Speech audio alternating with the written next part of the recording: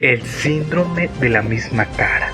Esto es algo que siempre estará presente en la comunidad del arte, y este video es un ejemplo de eso. Pero veo necesario aclarar la verdad sobre este tema tan controversial, y como en mi opinión, ese video se equivoca en muchas cosas.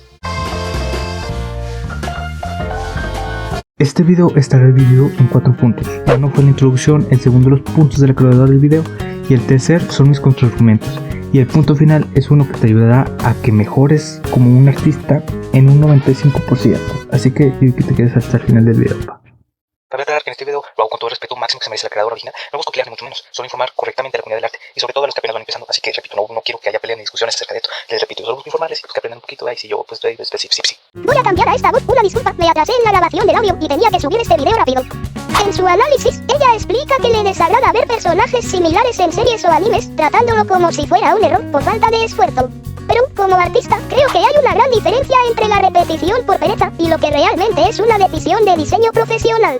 Primero, hay que entender que lo que ella llama personajes similares son, en realidad, estilos de dibujo que definen la identidad de un artista. Cada creador tiene su propia forma de construir rostros, proporciones y cabello.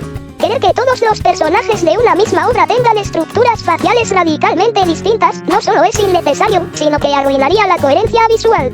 Si cada personaje pareciera venir de un universo distinto, la serie perdería su unidad y parecería un collage de diferentes franquicias, lo cual rompe por completo la inmersión del espectador. Mi compa también usa ejemplos como Bob Esponja para decir que la variedad extrema de diseños funciona. Pero seamos claros, en una serie puramente caricaturesca y absurda, ese argumento no aplica. Ahí los diseños son exagerados precisamente para servir a la comedia física y a situaciones irreales. Si vemos a Plankton meterse en el cerebro de Bob Esponja, lo aceptamos porque la serie está construida para no tomarnos en serio la lógica de ese mundo.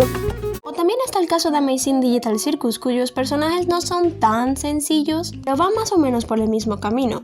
Sobre Digital Circus, tampoco creo que sea el mejor ejemplo técnico. Sus diseños están pensados para ser comerciales y funcionales en un entorno 3D. El hecho de que la serie tenga un trasfondo serio es ajeno a la decisión estética que se tomó para vender esos personajes.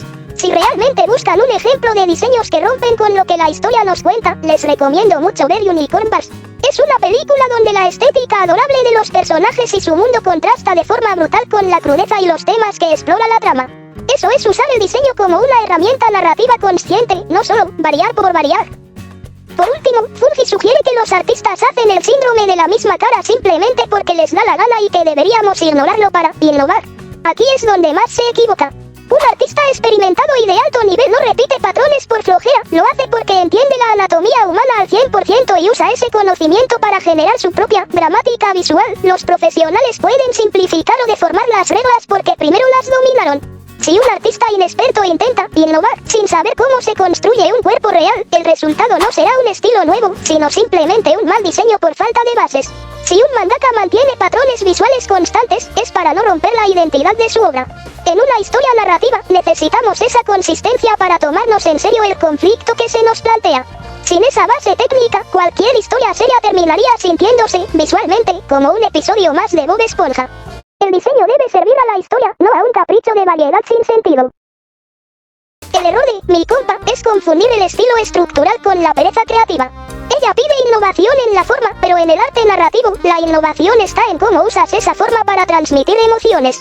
Pedirle a un mangaka que cambie su estructura base en cada personaje es como pedirle a un escritor que invente un alfabeto nuevo para cada libro, es innecesario y destruye la comunicación con el lector.